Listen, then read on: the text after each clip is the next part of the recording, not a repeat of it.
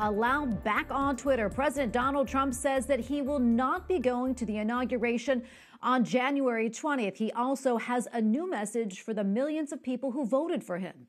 This comes as President-elect Joe Biden announces new cabinet nominees who will be tasked with helping to rebuild the economy. White House correspondent Owen Jensen reports. Owen? Tracy, good evening. Tonight we're following more resignations in the fallout of the chaos at the Capitol. This time, Education Secretary Betsy DeVos is calling it quits. All this as President Donald Trump has just 12 days left in office.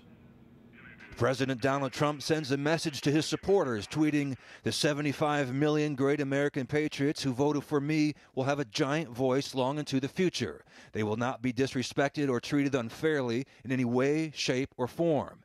Just last night, the president released a video condemning those who stormed the Capitol building on Wednesday. To those who engaged in the acts of violence and destruction, you do not represent our country. And to those who broke the law, you will pay. Former White House Strategic Communications Director Alyssa Farah, who left the White House last month, blames the president for the violence and for insisting the election was stolen.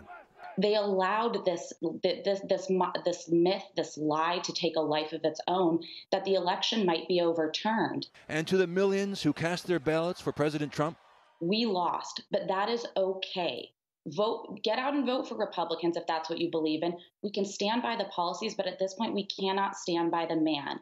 When the moment called for leadership, he did not do the right thing, and lives were lost because of it. Meanwhile, as President Donald Trump's final days in office are filled with uncertainty about his next move, one thing that is certain, the president tweeting this to all of those who have asked, "I will not be going to the inauguration on January 20th. Meanwhile, President-elect Joe Biden announces new cabinet nominees. It has more than a dozen history-making appointments, including the first woman Secretary of Treasury, the first African-American Defense Secretary, the first openly gay cabinet member, and the first Native American cabinet secretary.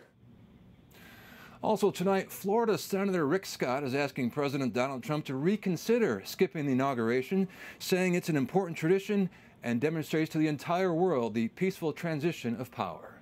At the White House, Owen Jensen, EWTN News Nightly.